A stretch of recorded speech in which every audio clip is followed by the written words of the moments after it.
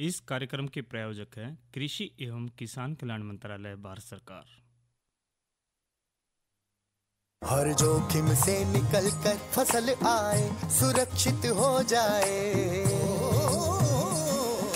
फसल बीमा से हर किसान अब आत्मनिर्भर हो जाए।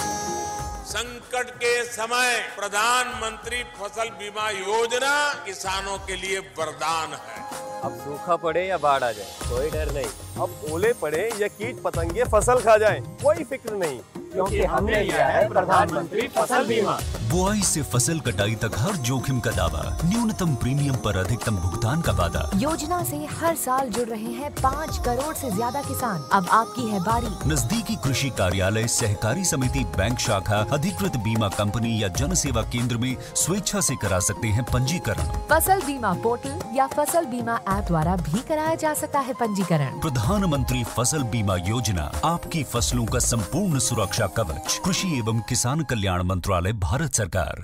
साथियों, और मैं आपका साथी विनोद मोरवाल। साथियों, आज कार्यक्रम किसान वाणी में बहुत सारी बातचीत लेकर आ रही है, लेकिन बातचीत भी करेंगे, संदेश भी सुनाओगे, और जो जानकारी हम लेकर आ रहे हैं उसके बारे में हम आपको बता देते हैं कि आज जो हमारी चर्चा का विषय रहेगा व्यावसायिक पशुपालन से बढ़ती किसानों की आय, और साथ ही आज की जो नसीहत में हम बात करेंगे कि प्राकृतिक तरीके से हम किस तरह शुरू करें दलहनी व तिलहनी फसलों में खरपतवार नियंत्रण। और एक जानकारी महत्वपूर्ण भी है, क्योंकि जो आसपास दिक्कत हम लंपिक बीमारी की जानकारी हम बता देते, जो पशुओं में बीमारी चल रही है उसके बारे में जानकारी देंगे।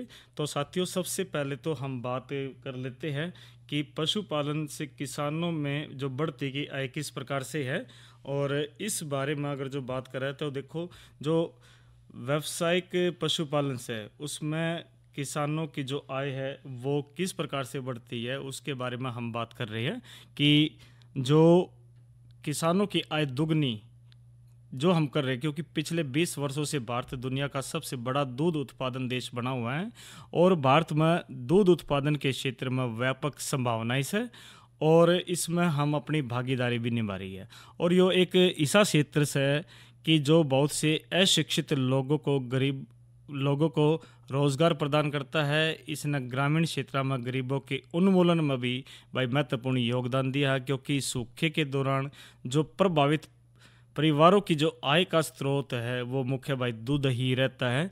और अगर जो हम देखें तो आसपास के क्षेत्र में, जिस तरह भाई जो बड़े शहर लगे, जिस तरह दिल्ली है, चंडीगढ़ है, जो आसपास के क्षेत्र है, जो गांव हैं साथियों, वो दूध बेच का अपना आय का बहुत बढ़िया स्रोत आगे बढ़ा रहे हैं, और बढ़ाना भी चाहिए, क्योंकि ये एक रीढ़ की हड्डी की तरह होता है जो सहायक धंधों में आ जाता है किसानों के। और आजकल जो व्यावसायीकरण हो रहा है, चाहे पशुपालन का क्यों ना हो, उसके अंदर हम हर एक चीज़ का ध्यान रखें। और ग्रामीण जो अर्थव्यवस्था है उसमें तो भाई ये बहुत मजबूती तक आगे बढ़ लग रहा है। और ये जो ग्रामीण क्षेत्रों में जो आजीविका का प्रमुख आधार से, विशेषकर जो भूमिहीन और सीमांत किसान हैं, उसके पशुपालन के माध्यम से अपनी पारिवारिक आय को बढ़ा सकते हैं। और इसी तरह जो पशुपालन से और कृषि संबंधित जो प्रक्रिया है आपस में जुड़ी हुई है, और पशुओं के लिए भोजन कृषि से प्राप्त होता है, और जो पशु भी कृषि को विभिन्न प्रकार की भाई हमने चीज़ दे, जिस तरह खाद देते हैं, ढुलाई, ये हमने प्रदान करा है। और पशुपालन से ग्रामीण क्षेत्रों में बेरोजगारी छिपी हुई नहीं है, और बेरोजगारी की समस्या का निवारण भी इस तरह करते हैं। और पशुपालन में जो अधिकतर जो महिलाएं हैं ये भी भाई इसमें भागीदारी निभाती है, और ये श्रम क्षेत्र में महिला भागीदारी को बढ़ा देकर महिला सशक्तिकरण के भी भाई इसमें योगदान को बढ़ाता है।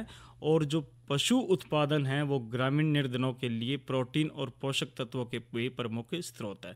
तो साथियों, जो कृषि के अंदर जो व्यावसायिक पशुपालन से ये किसानों की आय बढ़ती जा रही है, और बहुत बढ़िया है, क्योंकि घाटे का सौदा नहीं है।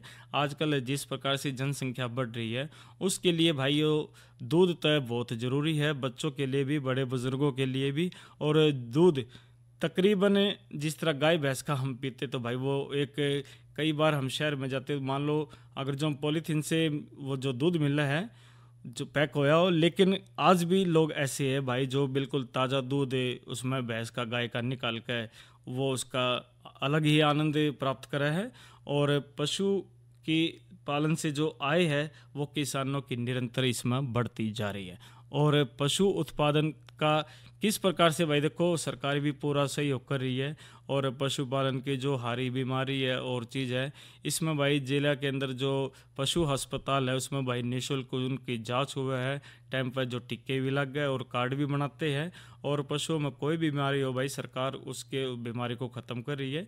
और हमारे लिए भाई आजकल अगर जो हम बात करें तो किसान जो है हमारे जो पशुपालक है उसके भाई एक न्यारा फार्म भी बना देते हैं और दूध का व्यापार बहुत बड़े तरीके से करते हैं। और बड़ी बड़ी जो कंपनियां हैं उनको दूध भी देते हैं, जिस तरह वो भाई दूध से बने हुए जो प्रोडक्ट है वो उनने बना हुआ है और उसका मूल्य उनने बढ़िया मिल रहा है। तो भाई जो घाटे का सौदा नहीं, तो दूध हमने ज़रूर पशुपालन हमने करना चाहिए। और दूध उत्पादन और उत्पादकता में वृद्धि करके जो डेयरी कारोबार है वो भी भाई लाभकारी है। और यह योजना अपने उद्देश्य में काफ़ी सलाह रही है। और भाई सरकार द्वारा जो प्रजनकों जो ब्रीडरों के साथ दूध उत्पादन को जोड़ने के लिए भी पहला यो ई पशु आर्ट पोर्टल इसमें ये बना दिया है। और पोर्टल को गो पशु उत्पादन राष्ट्रीय मिशन के अंतर्गत प्रारंभ किया गया है। इसका उद्देश्य वो वाइन जर्म प्लानम की उपलब्धता के बारे में जानकारी देना है। और भाई जो सरकार ने जो देसी नस्लों के संरक्षण और विकास के लिए जो राष्ट्रीय गोकुल मिशन का भी शुभारंभ किया है। और जो स्वदेशी नस्ल की अगर जो हम बात करें तो विकास एक उच्च आनुवंशिक प्रजनन की आपूर्ति के आश्रित स्रोतों के केंद्र के रूप में कार्य करने के लिए भाई देश के अंदर भाई ये अलग अलग हमने ग्राम स्वीकृति खोले गए हैं। और अब जो स्वदेशी नस्ल है भाई उसको भी जीर्णोद्धार किया जा रहा है। और पशुओं में कोई भी बीमारी हो भाई साथ के साथ उसमें उपचार होता है। और आजकल तो ऑनलाइन व्यवस्था इसी है सरकार की कि भाई पोर्टल पर आप कोई भी शिकायत अगर जो दर्ज करते हो वो जल्दी से उसका निवारण होता है। तो जो हमारा जो व्यावसायिक पशुपालन है उससे भाई किसानों की आय बढ़ती भी है। और जो नवयुवक है जो बेरोजगार है भाई वो इस काम में आकर वो ज़्यादा से ज़्यादा मुनाफा कमा रहे हैं और अपने बच्चों को भी शिक्षित कर रहे हैं और खुद अपने को बढ़िया स्टैंड करके बढ़िया अपनी आमदनी से लाभ ले रहे हैं। और जो गरीबी है उसको भी वो मिटा रहे। तो व्यावसायिक पशुपालन से किसानों की जो आय है बढ़ रही है। और लेकिन इसके अंदर थोड़ा सा ये ज़रूर ध्यान रखना चाहिए कि कोई भी अगर जो पशुपालन हम करना चाहे या कोई डेयरी खोलना चाहे तो पहले पूरी जानकारी लेनी चाहिए। और नस्लों का भी हमें पता रहना चाहिए कि भाई कौन सी नस्ल बढ़िया है जो ज़्यादा दूध देवे और जिसका प्रोटीन बढ़िया रहे। तो या तो चर्चा हमने करी व्यावसायिक पशुपालन से भाई किसानों की आय किस प्रकार बढ़ रही है। और उसके बाद अब भाई जिस तरह आज़ादी का जो अमृत महोत्सव चल रहा है, हर घर तिरंगा अभियान, और भाई 13, 14, 15 तारीख को भाई अगर जो देखा भाई पूरे जितने भी आसपास जड़े कभी नज़र जाती है सारे का तिरंगा दिखा है और तिरंगा में पूरा देश अपना हो रहा है। और इस संदेश को भी हम सुन लेते हैं जो कि ये हर घर तिरंगा अभियान संदेश है माननीय कृषि एवं किसान कल्याण मंत्री भारत सरकार के नरेंद्र सिंह तोमर द्वारा ये संदेश। सभी को नमस्कार। प्रिय नागरिक भाइयों और बहनों, आजादी के अमृत महोत्सव के इस अवसर पर आपको बहुत बहुत बधाई, बहुत बहुत शुभकामनाएं। हम सबका यह सौभाग्य है कि आज़ादी के अमृत महोत्सव के इस ऐतिहासिक मौके के हम साक्षी बन रहे हैं। इस अवसर पर हमारे लोकप्रिय प्रधानमंत्री माननीय श्री नरेंद्र मोदी जी ने हर घर तिरंगा अभियान का आह्वान किया है। मेरा आप सभी से अनुरोध है इस अभियान को सफल बनाएं, अपने घरों में, संस्थानों में और सभी स्थानों पर राष्ट्रीय ध्वज को फहराएं। मेरा आप सब से यह भी आग्रह रहेगा कि जब हम राष्ट्रीय ध्वज को ध्वजारोहित कर रहे हैं उस समय राष्ट्रीय ध्वज के सम्मान का हम पूरा ख्याल रखें। आप सबको बहुत बहुत शुभकामनाएं, बहुत बहुत बधाई। भारत माता की जय। तो साथियों, ये तो आपने संदेश सुना कृषि एवं किसान कल्याण मंत्री भारत सरकार के नरेंद्र सिंह तोमर द्वारा। और अब सुन लेते हैं ये लोकगीत।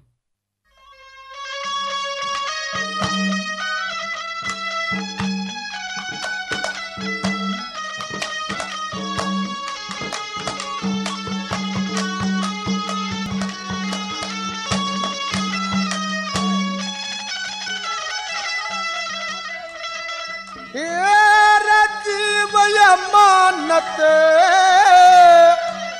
खोज सबर की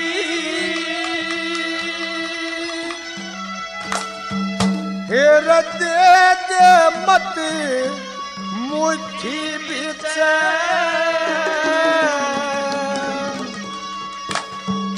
रहा नहीं कोई सबने जाना दो जन आके बोले पीछे जीव मदद उस सवर की दे दे मत मुट्ठी बीच रहा नहीं कोई सबने जाना दो जन आके बोले पीछे जीव मदद उस सवर की दे दे मत मुट्ठी बीच रहा नहीं सबने जाना दो जन आके बोले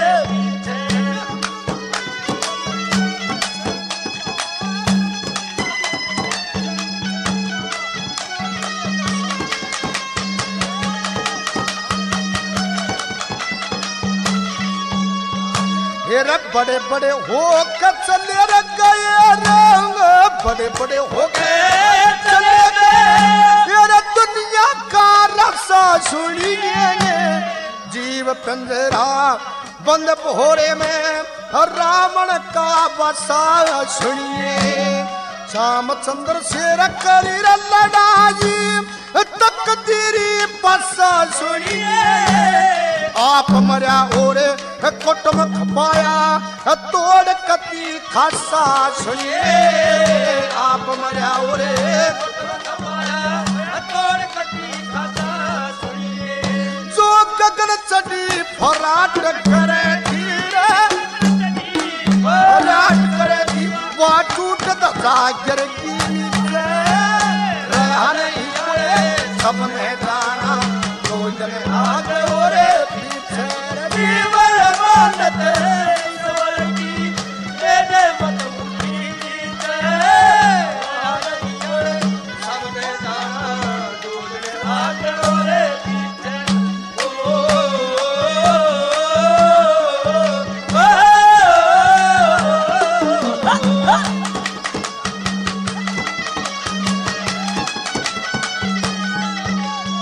क्या कितनी बड़ी क्या कितनी बड़ी पृथ्वी पांडो डंगा न करते वो कीचक से बलवान जगत में ना ओरा में थप्या करते जोरासन से सवाल कंस से सभी लोग काव्या करते हिरणाक्ष से दुष्ट जगत में भगत मारे ताप्या करते हिरणाक्ष से दुष्ट जगत में भगत मारे ताप्या करते और लाखा के तन नाम गणा दो लाखा के तन नाम गणा दो और आँख खोल मत नाम पीछे रहा नहीं कोई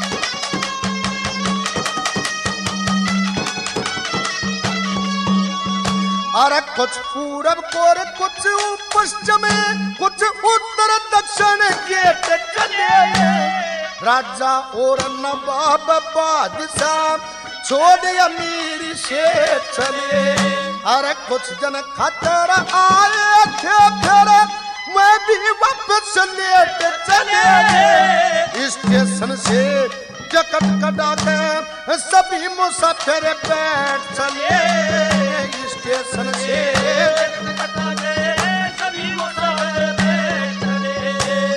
बिन पैया बिन लेन चैन या बिन पैया बिन लेन चैन या मोतरे सबन सबन गाना रोजन आगे और पीछे पीवे मानत होदई सवर की यार दे दे बदूची पीछे रहा नहीं यार सबने गाना रोजन आगे और पीछे ओ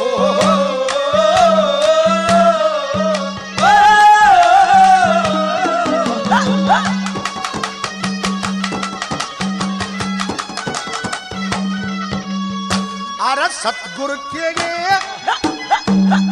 अरे सतगुरु के पर चला खोटा खड़ा होना कह जाट में हिर संगे के गांव में जिस संग में रस भरा होना ईसा जीव सारा कौन जगत में जो पैदा होया मरा होना सूखा लकड़ बाग में पौधा अटके फिर हरा होना सूखा लकड़े अटके फिर हरा होना तेरे फल लकड़ की रगास छोड़ दे फल लकड़ की आस नहीं क्यों लकड़ में पानी सीते हर ही सब में दाना होने आगे और पीछे जीवे मानत उसे सवर की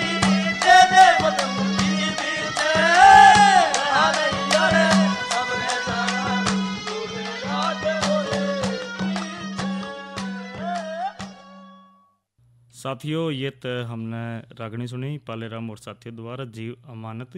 और अब बात कर लेते हैं हम आज के मौसम के बारे में, क्योंकि आज का जो अधिकतम तापमान 36 और जो न्यूनतम की बात करें तो 27 डिग्री सेल्सियस रहा। और आने वाले 24 घंटे की अगर जो हम बात करें तो अधिकतम 33 और जो न्यूनतम है 26 डिग्री सेल्सियस रहने की संभावना है। और जड़े तक बारिश की संभावना भाई आसपास के क्षेत्र में छींटे पड़ सके है, तकरीबन भाई 40% तक संभावना है बारिश की। तो अपना इंतजाम भाई बढ़िया तरीका अच्छी तरह रखें। और अब बात कर लेते हैं भाई कल के कार्यक्रम की। और भाई कल है रविवार, और रविवार न हम जो कार्यक्रम आपका मनपसंद जो लेकर आया कर कार्यक्रम थारी चिट्ठी मारे गीत, और ज़रूर आप सुनोगे मेरे साथ। और अब बात जो दूसरी कर लेते हैं, इसमें जो आज की नसीहत की बात कर लेते हैं, क्योंकि जो प्राकृतिक तरीके को हम कई बार इसको दरकिनार करें, लेकिन प्राकृतिक जो तरीके भाइयों वो हमारे लिए हमारे स्वास्थ्य का ध्यान रखते हैं। तो प्राकृतिक तरीके से कैसे शुरू करें दलहनी व तिलहनी फसलों में खरपतवार नियंत्रण। और इसकी बात जब हम करते हैं तो भाइयों देखो, जो मूंग, लोबिया, उड़द और अरहर है, जो हरियाणा प्रांत की जो खरीफ की महत्वपूर्ण ये दलहनी फसल से। और दालों की काश्त कम उपजाऊ जमीन में की जाती है, लेकिन भाई पैदावार क्षमता और वास्तविक पैदावार में भी अंतर के लिए फसलों में कीड़े और बीमारियों का अधिक प्रकोप है। और वर्षा की जो अधिकता का प्रतिकूल असर के साथ साथ सावनी की जो फसलों में खरपतवार का अधिक जमाव होता भी है। तो सावनी की जो दलहनी फसलों में मुख्य जो खरपतवार की जो हम बात है इसमें करें तो भाई जो एक तक कोंदरा है, सावक है, साठी है, मकड़ा है, मोथा है, यानी कि जिसे हम ढीला भी कह दिया कर, बाखड़ी है, पलपोटन है, तकड़ी है, खास है, जंगली जूट है, दूधी है, चिलचिम और दूब और तांतला है। जो भाई ये जो दलहनी फसलों में मुख्य है जो खरपतवार के हमने इसमें नाम लिए हैं। और खरपतवार के जो नाम तो हमने ले दिए, लेकिन रोकथाम भी हम ज़रूर बताओगे। और भाई इसकी रोकथाम तो सबसे पहले तो भाई हमने यो ज़रूर पल्ले गांठ बांध लेना चाहिए कि भाई निराई गुड़ाई तो हमें ज़रूर इसमें करनी चाहिए। क्योंकि ये देखो जो दाल वाली जो सारी फसला में एक तो 2 गुड़ाई इसमें हमने मौसम के अनुसार इसमें भाई सिफारिश की जाती है। और कई बार तो जो दूसरी गुड़ाई की ज़रूरत ही नहीं पड़ती, क्योंकि जो पहली गुड़ाई के बाद फसल इतनी बढ़ जाती है कि फसल खरपतवारों को नीचे दबा देती है। इसलिए आमतौर पर दाल वाली जो फसलों में पहली गुड़ाई बिजाई के 3 सप्ताह बाद करनी चाहिए, और ज़रूरत पड़े तो दूसरी गुड़ाई बिजाई के 6 हफ्ता बाद हमने करने चाहिए। और भाइयों इसी तरह जो खरपतवार नाशक के प्रयोग की अगर जो हम बात करें तो इसमें कई वर्षों के प्रयोगों द्वारा हमने पाया गया है कि जो दलहनी फसलों में खरपतवार नाशकों के जो प्रयोग द्वारा भी खरपतवार की रोकथाम संभव है। जो कि हम बात करें तो खेत को अच्छी तरह तैयार करके बिजाई से पहले बासालिन 45 ईसी या ट्रफलॉन 48 ईसी को जो 800 ग्राम मात्रा में लेकर 250 लीटर पानी में मिलाकर छिड़काव कर दे हुए, या इसी तरह जो कल्टीवेटर या फिर जो हैरो द्वारा खरपतवार नाशक यानी कि मतलब एक ले ले भाइयों और माटी में अच्छी तरह मिलाकर फिर इसमें बिजाई करें, क्योंकि यह जो खरपतवार नाशक अगर माटी में अच्छी तरह ना मिलाया जाए तो भाई धूप में उड़ जाता है। और या फिर इसके अलावा जो बात हम करें तो बिजाई के बाद 48 घंटे के अंदर हमने स्टॉम्प 30 ईसी जिसने पेडी मेथालिन भी कह दिया करे, इसको 1.25 लीटर 100 लीटर यानी कि इसमें मात्रा को 250 लीटर पानी में मिलाकर छिड़काव करने, तभी जो दलहनी और फसलों में जो खरपतवार है वो अच्छा नियंत्रण होता है। और इसी तरह जो भाइयों जो तिलहनी फसल की बात करें तो मूंगफली और जो तिल है वो हरियाणा प्रांत की मुख्य भाई तिलहनी खरीफ की फसल है। और इन दोनों फसलों के जो अधीन है वो 70% क्षेत्रफल वर्षा पर आधारित है और इनकी जो काश्त है वो हल्की रेतीली जमीन पर की जाती है। इसलिए भाई पानी के पोषक तत्वों की कमी के साथ खरपतवारों का उचित नियंत्रण इस पर होना चाहिए। और पैदावार में कमी के भी मुख्य कारण है। अगर जो बात करें तो भाई मकड़ा में दाना, चिड़िया घास है, ढीला है, सावक है, कोंदरा है, तगड़ी घास है, जो चिलमिल है, पलपोटन है, बाखड़ी है, या फिर बैल है जिसने हम चिबड़ भी कह दिया करे, सांटी है, ये इसका हमने इसमें ध्यान रखना चाहिए। और जो निराई गुड़ाई भाई पर खरपतवारों की रोकथाम जब होगी जब निराई गुड़ाई भी हम बढ़िया तरीके से इसमें करेंगे। और इन फसलों में जो खरपतवार नियंत्रण था हमने 2 बार निराई गुड़ाई करनी चाहिए। और पहले जो गुड़ाई की बिजाई के 3 हफ्ते बाद और दूसरी बिजाई के 6 हफ्ते पर हमने कर देनी चाहिए। और खरपतवार पर काफ़ी हद तक भाई नियंत्रण इस पर हमने हो जाएगा। और भाइयों जो इस पर जो हम बात कर रहे हैं कि जो नियंत्रण तो हो जाएगा, और मूंगफली में जो बिजाई के 6 हफ्ते बाद निराई गुड़ाई ना करें, क्योंकि बिजाई के 40 से 45 दिन बाद सुइया बनकर ज़मीन में अंदर जाने लगती है। अगर इस अवस्था में भाई निराई गुड़ाई करेगी तो भाइयों ये जो सुइया वो कट कर पैदावार में काफ़ी कमी आ जाती है। और बिजाई के 6 हफ्ते बाद अगर जो घास ज़्यादा हो तो भाइयों खरपतवारों को हाथ इसमें निकाल दे हुए, इसमें ज़रूर हमने ध्यान रखना चाहिए। और इसी तरह जो खरपतवार नाशकों का जो प्रयोग है कई सालों के प्रयोग द्वारा पाया गया कि तिलहनी फसलों में खरपतवार नाशकों के प्रयोग भी खरपतवार नाशकों की रोकथाम इसमें संभव है। जिस तरह भाई बिजाई से पहले खेत की जो तैयारी के बाद ट्रफलॉन या फिर जो बासालिन इन मतलब भाइयों एक ले लिया, इसमें 800 ग्राम मात्रा या फिर बिजाई के 2 से 3 दिन के अंदर भाई स्टॉम्प जिसने पेडीमेथालिन 30 ईसी को 1.5 लीटर इसमें भाई मात्रा को 300 लीटर पानी में मिलाकर स्प्रे करें तो सांठी या सावक, कोंदरा या जो दूसरी अन्य घास जाति के जो खरपतवार है वो 60 से 70% तक इसमें नियंत्रण इसमें हो जाते हैं। इसी तरह भाइयों अगर जो हम अब बात इसमें कर लेते हैं कि भाई ये तो जानकारी हमने दे दी है दलहनी और तिलहनी फसलों की। और अब बात भाई हम एक जो बहुत तगड़ी बीमारी चल रही है इसमें हम कह देते हैं भाई लंपी बीमारी से, इसमें भी हम अपने पशुधन को हमने इसमें बचाना चाहिए, क्योंकि भाई प्रदेश में ज़्यादा से ज़्यादा या पैर पसारे लग रही है। और इसके अंदर हम जो बात करें तो लंपी बीमारी तक संक्रमित पशु का जो दूध है उबाल कर ही इसमें पिए तो बेहतर होगा, क्योंकि देखो जो लंपी बीमारी है इसमें भाई ज़्यादा से ज़्यादा इसमें मौतें भी हो रही है। और पशुओं में जो फैलने वाली जो लंपी बीमारी है हरियाणा में भी हालात चिंताजनक बनते जा रहे हैं। इसमें भाई वायरस जिस प्रकार से बात है तो भाई पशु चिकित्सकों के अनुसार लंपिक जो स्किन है वो वायरस गोवंश को ज़्यादा प्रभावित करता है और देसी की तुलना में संकर नस्ल के गोवंश में इस बीमारी से मृत्यु दर अधिक इसमें है। इसमें मृत्यु दर की बात करते हैं 1 से 5% है। और अगर भाई लंबी जो वायरस से बचाव के लिए अगर जो हम बात करें तो इसमें स्वदेशी वैक्सीन भाई इसमें लगवानी चाहिए और पशु चिकित्सक से हमने मिलना चाहिए। और भाई इसमें वैक्सीन के इमरजेंसी यूज़ की भी मंजूरी दी गई है और वैक्सीन पशु को 1 साल तक इसमें सुरक्षित इसमें रखती है।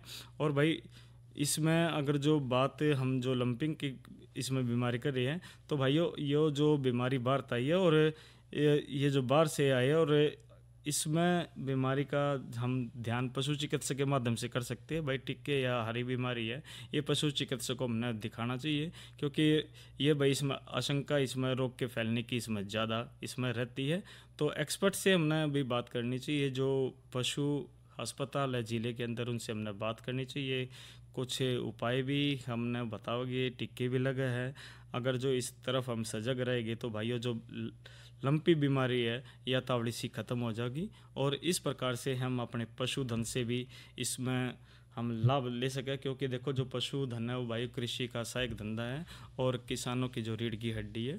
तो इस वजह से हमने इस बीमारी से जल्दी बचना है, एक दूसरे को जानकारी भी देनी है, और बीमारी भाई अगर जो दिखे तो आसपास में बता के भाई हमने पशु जो अस्पताल है उसके अंदर हमने पशु को ले जाना इसमें चाहिए। तो साथियों, व्यायाम के माध्यम से 2023 का जो उद्देश्य है, जो मोटा अनाज बाजरा है उसको भी आगे हमने बढ़ाना चाहिए। अरे अरे अरे क्या कर रहा है? इधर इधर इधर हम बोल रहे हैं तेरे बीजू का। उतला बोल रहा है? पक्षियों से तो हम खेत को बचा लेते हैं, पर इन घातक रसायनों से कैसे बचाएं? मतलब? देख बेटा, तू जो ये अंधाधुंध रसायन मिलाता है ना, मिट्टी की सेहत बिगड़ने लगी है, और जब माटी ही कमजोर पड़ जाएगी तो उपज कैसे सेहतमंद होगी? अरे पहले ऐसा नहीं था, पूछना अपने बड़े बुजुर्गों से, कैसे फसल लहलहाती थी, शुद्धता झलकती थी। हाँ, माटी भी तंदुरुस्त और लोग भी। अरे अब पहली वाली बात कहाँ? पर अब तो सब यही डाले हैं। सब नहीं, आज भी लाखों जागरूक किसान परंपरागत विधि से फसल उगा रहे हैं, खर्चा कम और उपज की कीमत भी बेहतर पा रहे हैं। सच है? रे बेटे, एक्सपीरियंस से बता रहे हैं, धूप में बाल सफेद नहीं किए हैं। हाँ। ठीक है भाई, मैं भी आज से जैविक खेती शुरू करूंगा। माटी से प्रेम की परंपरा है, परंपरागत खेती। इस कार्यक्रम के प्रायोजक थे कृषि एवं किसान कल्याण मंत्रालय, भारत सरकार। और भाई विनोद मोरवाल को दीजिए इजाज़त। अच्छा भाइयों, राम राम।